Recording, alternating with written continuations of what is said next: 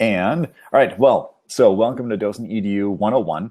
A lot of this I'm going to be sharing my screen, but we're going to go over the basics of how to use DocentEDU to create your interactive online lesson.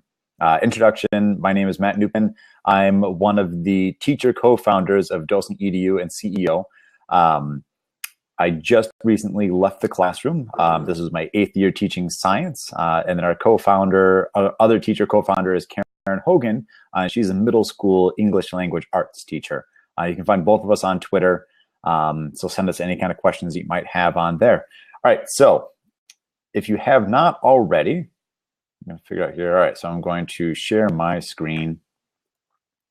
So if you haven't yet, go to DocentEDU.com and install the browser extension. So DocentEDU, what it is, it's a browser extension and mobile app that lets you modify any website, turn any website into a lesson. So that means you're embedding questions and different information on there.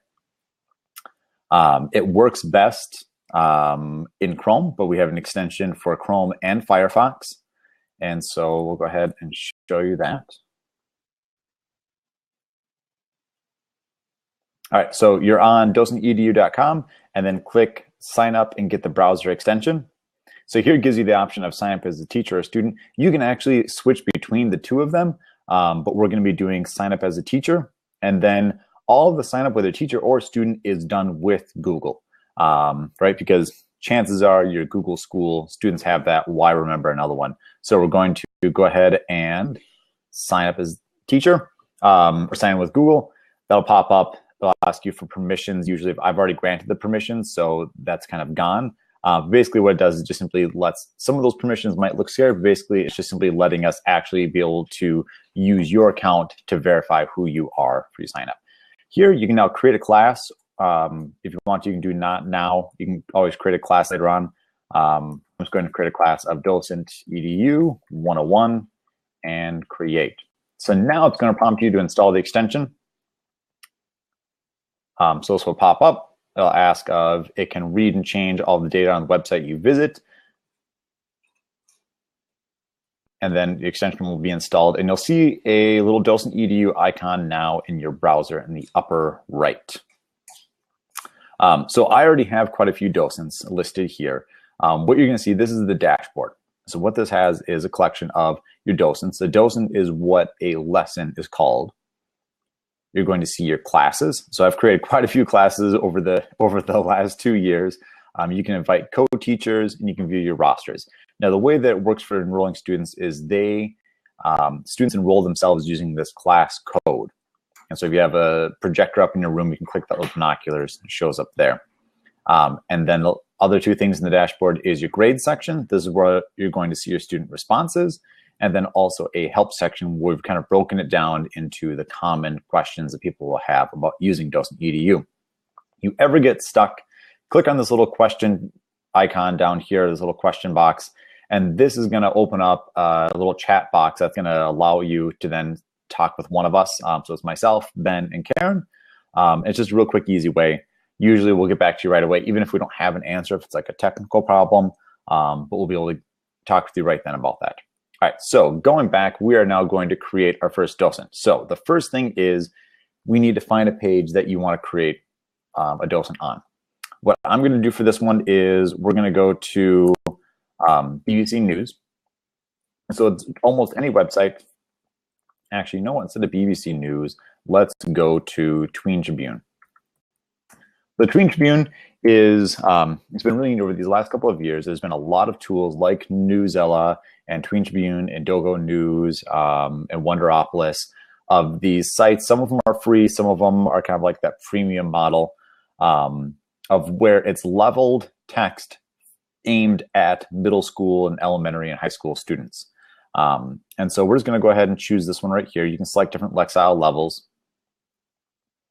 And once you've found the article that you want, right? So this is kind of the problem, is that even though it's at a Lexile level I can select that's going to work well for my students, it's a lot of text, and some of my students are going to feel very overwhelmed with the idea that they need to read this and then feel like they have to memorize the whole thing. So to docent it, what we're going to do is click on the DocentEDU extension. This will then load a little toolbar on the left-hand side. And we're going to go through these kind of from the top. This first one is for assigning. We'll go ahead and we'll come back to that one. This next one is for highlights. So this allows you to then highlight and add in notes. And so let's say if we wanted to last few decades. Now let's just say if one of my students didn't quite understand what a decade was, I can highlight things on here and students will see those highlights. And if I want to, I can then add a note. So a decade is 10 years. Click OK. And now any highlight that has a note has this little box around it. You can click it and now students can see what that highlight or what that note is that you left in there. The next one down is the sticky note. So the sticky note is when you actually want to add text into your document. The way that sticky notes work is per paragraph. So you'll notice that this paragraph highlights yellow, and as I move down, those different ones. And when I click on that paragraph, the sticky note will get added below it. And it kind of like takes on the width of whatever the text was. So you notice here, because this text is kind of narrower, that's what the sticky note has. And if I add one down here, it's a little bit wider. And this lets you, as it says, add in anything such as images, YouTube links, anything with embed codes. So here I can then give instructions if I want to. That's often how I'll start off my lessons, is like I'll add my instructions in there. So it's not me saying the instructions, but the instructions are now actually embedded into the docent itself. Read through the text.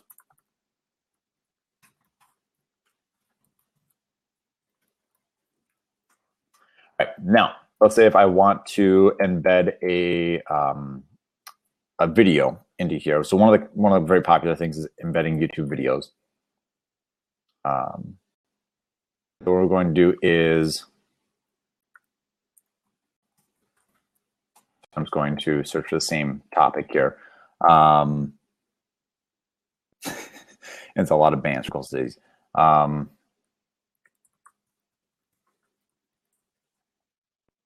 right, here we go. So we're going to go with this YouTube video and say if I want to embed this in there, I'm just going to copy that URL and heading back over, I'll just paste that link to the YouTube video and it's now embedded into my text. And students can now actually just click play and they can, and that video is now going to play directly in here. So there's a lot of different tools, and one of the future webinars that we're going to have, we'll go over a lot of the different types of embeds or tools that you can embed into DocentEDU, and they can really change the whole flow of the lesson depending upon how you implement them. So it's a lot of fun. All right, so the next one that we're going to have is the question tool. And so this is where if you want to add in some assessment. So it's this question mark button right there. And it works the same way as the sticky note of where it goes after any individual paragraph. So at this point now, let's say I want to add in a question. So there's a couple of things on the question box. I can select the number of points. I type in my question. And if I change my mind, I don't want it, I can delete, or I can then create it and it'll then save these things. One thing I guess I didn't mention is that all of these things on the page automatically save. So you'll notice that there isn't a save button. That's because everything auto saves. We live in the Google age now of where we're used to just stuff auto saving on there. So that's what it'll do.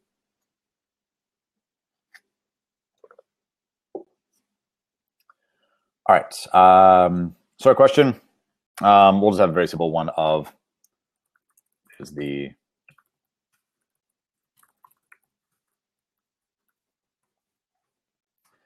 So we've got a question. Now, two different types of questions you can have in DocentEDU is a short answer one. What students will do is they can now, after I've created this question, when they go to the docent, they can type their answers in right here. And it's going to auto save it for them as well. And all of those responses will get stored then into the DocentEDU database, and you can view them in the dashboard. Now, if I, as a teacher, I want to turn this into a multiple choice question, once I've created a question, I just click here and I type in my different options. So if it was like option 1, option 2, and I'm just hitting enter. And these are my different options for multiple choice. And then I click this little checkbox for which one is correct. When the students go here, they'll see something that looks very similar. Clearly not what the correct answer is. But then as they click it, it'll show them of whether or not if they got it right or wrong. If they got it wrong, it'll say that's wrong, and the possible points go down, but it doesn't tell them the right answer. And what's really fun is it'll actually then store what order students answer or selected the different options for multiple choice questions. So it's a really good way of being able to catch some misconceptions that the students have. So it's not just this, simple multiple choice question. You can actually get some insight into what the students are thinking. All right, so the next button that we have is discussion. Discussion question works very similar to a multiple choice or to the question tool, but what's different, say, what do you think? What's going to be different, though, for a discussion question is that now student responses are going to show up in real time on the page, and everybody else in that class can see it. Now, things on a docent, only students in that class that has been assigned to this docent can actually view it. That means that somebody that's just visiting this website, they can't see any of your students' information that they've put on there or anything you've put on there. So these discussions are completely private and secure in your docent account. So if I type that in and then I can post it, you'll now see that it'll show up in there. And as you add more in, it'll say have a little timestamp, the student's name, and what the response is. And you as the teacher, if you need to go through and you need to moderate any of these or some inappropriate things that students put on there, you can click this little ban button. And what it'll do is it'll then highlight, it'll then kind of cross it out and kind of shade it out a little bit for you, but that's for you as the teacher. For students, they will then not see that response on there. And if you accidentally did that or you wanted to bring it back, you can click this little reload icon, and now it's no longer banned. So those are the main tools. Is we've got the highlight, the sticky note, the question, and the discussion tool. So these other tools is this one is going to take you back to the dashboard. So I'll show you that. I'll take you back here where you have the list of your docents, your classes, and your grades. Go back to our other tab. This little star button is, again, another feedback or question tool. It's just like on the dashboard. You can now ask us questions and see any previous conversations that you had with us. You can close that and it goes right back. And then we've got the assign tool. All right, so I am now done with my docent, let's say, and I'm ready to assign this to my class. I'll click this, and it's now going to show me a list of all my classes. So I'm going to click on DocentEDU 101. And if you have Google Classroom, at this point, you can now share it to your Google Classroom as well. So I've first assigned it to a class in DocentEDU, and now I can click on Share to Google Classroom, and it'll then load up a tool where it'll kind of walk me through those different steps. And we will have another webinar that's focused just on the different Google tools that are out there, how to use those, including a lot with Google Classroom. So check in with those ones. All right, so that is our quick run through on how you use DocentEDU. And I've got another one that I'm going to get to in a little bit here. But first, I want to come on back and see if anybody has any questions at this point. So if you've got a question, you can go ahead and just type in /question down in the messages section, and then type out your question, and it'll kind of tag it as a question on there. And while people are thinking about that, I'm going to show you the other one, which is one of the most popular ones, is how do I work with a PDF or use it with Google Docs? So I'm going to go over both of those.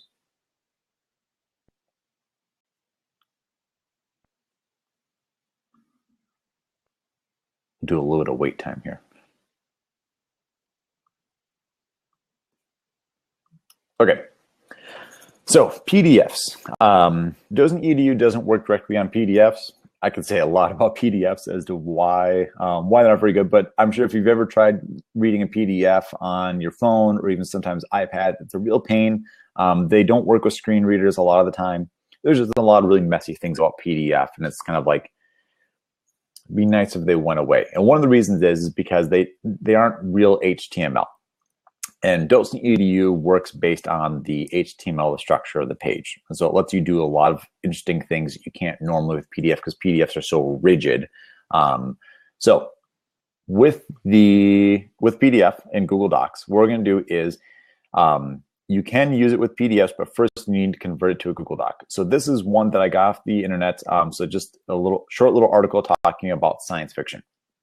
And I want to use this one. Now, one option would be if I could copy this text and paste it into a Google Doc to use with DocentEDU, or In this case, what I'm going to do is I'm going to open this. I'm going to let Google Docs convert it. So I'm going to right click on it and go to open with, and then Google Docs. And what this will do is it'll read through that PDF, and it'll convert it to text in a regular Google Doc.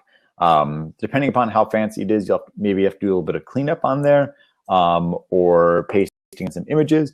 But in general, it does a pretty good job. So here's all my text, and it's broken into the different paragraphs. And now what I want to do, if you click on the DocentEDU icon, you're going to get a little message here telling you that, hey, you need to publish it first. So that's what we're going to do. So I'm going to click on File and then Publish to Web.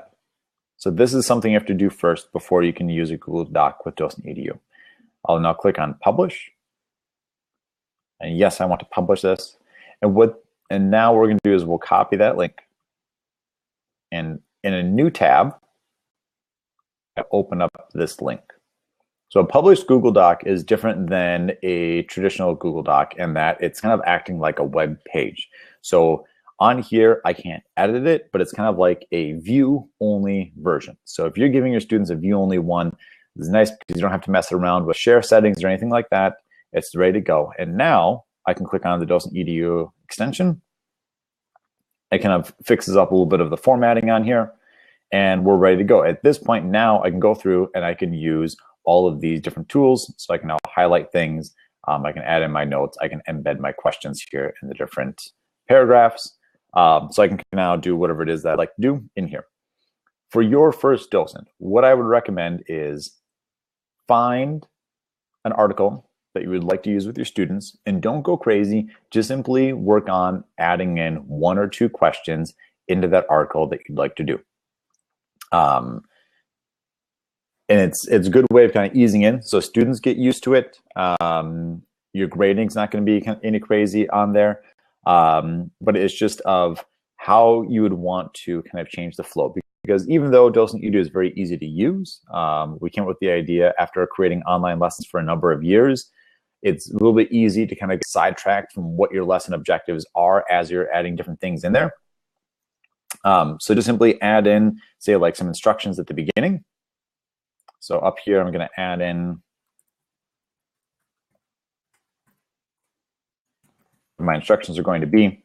And then down here, as you're reading through it, if there's a good spot in there where it's like, hey, like I want to make sure students kind of understood this, or maybe ask them what their opinion is, add in a question there.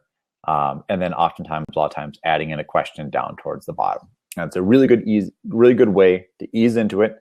And as you get more familiar with it and how it is that you are going to be changing around your lessons, start adding in more information. And you can always check in then with, let's see here, how do I do that? There we go. And then you can check in on some of the future ones that we have, webinars also that we're going to have on how to embed more advanced things, or work with different text sources. Because I've had some students do some really cool stuff with creating their own docents and then sharing them back to schools. So those are the basics. If people have any questions, go ahead and share those now. I think what I'm going to do here is I'm going to pause the recording and give people a chance to ask any questions, or if you have specific examples you want to see, we can do those. All right, so Darren had a really good question. So I resumed the recording with Google Classroom and the docs, and I think maybe I'll just kind of show those. So I'm going to go back to my dashboard, and over here in classes, if I'm creating a new class, what I can do here is I click the plus button to create a new class, and here it's going to give me the option of I can import from Google Classroom. Now, so very important things of one, if I import from Google Classroom, it'll then give me the option of like I can import that student roster from Classroom, but it won't sync up. So if you have a student that starts like, a week after you've imported that roster, they will have to enroll themselves into that class. Google is coming out with an updated API for Classroom so that we can do that back and forth syncing, so we can update the student rosters. But when we implemented this, that wasn't an option yet. So we're going to be looking at kind of the new APIs that they're rolling out for the upcoming school year. But yeah, so you can import the Google Classroom roster. Otherwise, students just enroll themselves with that code. When they first sign up, it'll prompt them for that. And if they don't have the extension installed when they're going from Classroom, it'll ask them to install it too. But they do have to have the extension installed.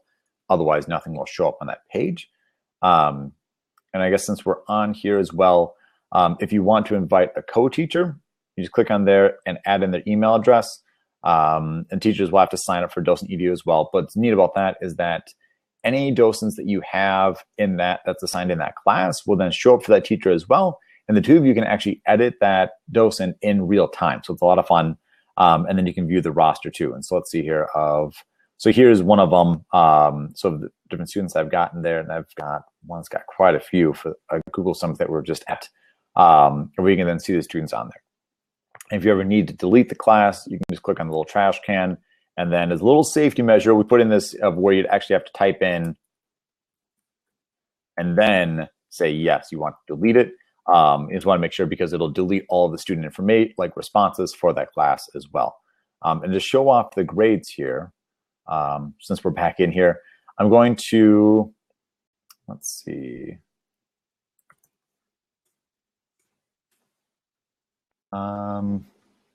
What would be a good one to show off?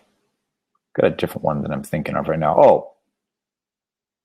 Oh, sorry about that. Thanks, Darren. I did not share my screen again. Okay, all right. Let's do that again here. All right, so I'm gonna sorry about that, everybody. All right, learning curve here. All right, now you should be able to see my screen. Sorry. All right. So in classes, to import your Google Classroom class, click on the plus and then this import from Google Classroom, and that will import your student roster. If students sign up later, they'll have to manually enroll themselves. But for when you assign it to a class, so I'll go back over here. Let's say if I'm going to assign this one, so I'll click assign. And then I'm going to scroll down, go to share with Google Classroom. Now, unfortunately, this isn't connected with a Google Classroom account, so I can't go through the whole thing. But basically what it's doing is it's just going to share links. So whether you use Schoology or Edmodo, Moodle, Canva, any of those different, or Canvas, any of the different LMSs that are out there, including Google Classroom, you really just need to share the link to it. Okay, so I'm going to close this one. And so the way that you would do that is I can just simply right click on this docent and copy link address. Now, really the way that this works is it's the actual URL. One of the big things that we want to make sure from the beginning is that these lessons should be authentic. And by that, we mean if it's an LA Times article, it should be on LA Times. If it's an ESPN news article about football and we're talking about the physics of football, it should be on ESPN.com and make it real and not make it some, whitewashed school assignment. This because the whole idea or philosophy really is that the information that we as teachers want our students to learn is on the internet, and we should be able to use it there, but we just need to get it ready for our students. And that's one of the big things here. And so that's what we can have here is you just need this URL. And if you add in hashtag DocentEDU to the end of the URL, it'll automatically load that extension for students. If you don't have that on there, say if it was just this, they would then have to click the extension and it'll load then if they've got that docent assigned to them. So that means one of the things that is nice there is if you've got a course that's ready to go, that you made last year in say like Schoology, and you've got all the links in there, you don't have to really change anything about it. Just create a docent on there and assign it to those students, and then it's going to show up for them. But so this is one of the ones that I did is we had some issues with smoking and e-cigs and things like that in our school at one time. And so I was like, you know what? Let's create kind of like a public service announcement docent. And so we combined that with my environmental science class. And so then we've got it in here of like pre-reading of like, do you think smoking is still a big health problem? Because that's one of the big things that students like thinking that smoking is no longer really a health problem. We had another article that followed up with talking about e-cigs and kind of going through, and I added in quite a few discussion questions because it's kind of like a topic that students are going to have a lot of opinions about, and it would be good to have them be able to share those opinions as we're going through with this information. Yeah, all right, so I'm going to head back here. And let's see. Okay, so we wanted to take a look at, close some of these tabs here. We're going to take a look at a docent that I created for some students this year and what it looks like for grading. All right, so as you start to create more docents, I think one of our power users, he's got 180 docents that he's created now this last school year. It's pretty impressive. But I'm going to go down to environmental science. There we go. Yeah. All right. So we're going to go with this one. So this is one of the eSig ones. So I can view this docent here. So I'll click on it and it's going to load up. And so here's my docent.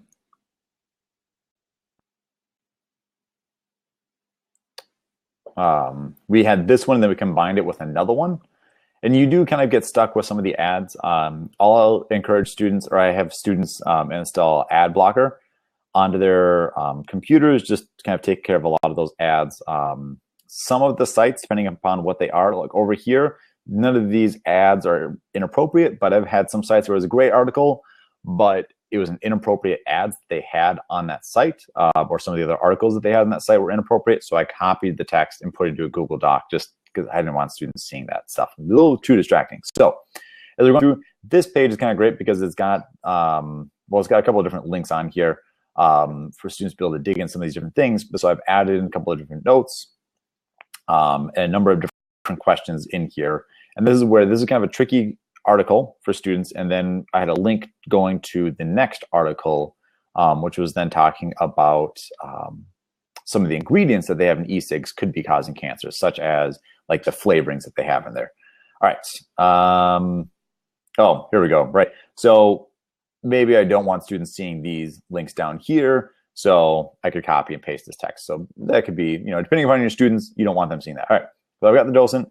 And now I want to grade it. And so this was, so I've assigned it already to my class. And so now when I'm ready to grade it, one of the things I should mention too is that the student responses update in real time. So I've had times of where I'll walk around with my phone and I'll have it pulled up with the assignment on my phone, and I can then see students' responses and individual questions. All right, so I'm going to go to, so it was my environmental science term 4.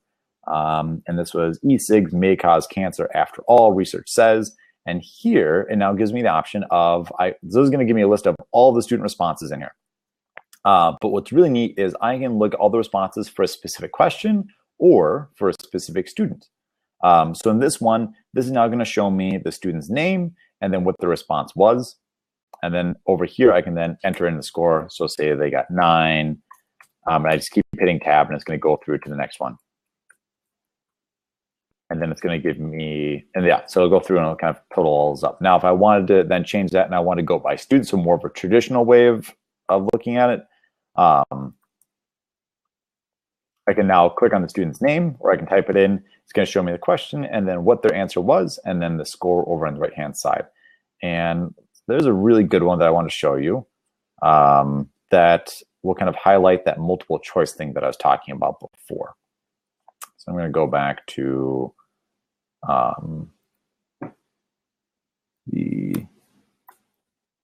we dump 8.8 million tons of plastic into the ocean. And here, so I've got a list, so it's going to show me all of them, but this is the one that I really want, is how many elephants would it take to total 8.8 million? So how many, so this one I had is multiple choice, and this is kind of the cool part of where it actually then collects and like shows me what one they put down on here. So Andrew first selected 372, then 12,000, then 676, right? So that's really cool because that's showing me of Andrew's initial thoughts were low, and then a little bit higher, and then really high up. So that doesn't just, so Andrew benefits because he's not being given the immediate answer. He's incentivized to try and get the right answer still because he wants to get a higher score because it'll automatically adjust based on which one. But it's showing me, I mean, it's like, right, like Andrew was thinking really low, and then he like kept having to move higher. Ryan got it on his first guess. And then as I'm going through, I can kind of see some of these different things. So looking at these, here are 3 students that all thought 12,000 elephants at first. And then They kind of guessed a little bit lower. And so it's really kind of interesting. It lets me get a little bit of insight into what the students are thinking from these multiple choice questions. So it's not just a dummy multiple choice question. I can really get some good stuff, and students can kind of assess their own thinking for that one.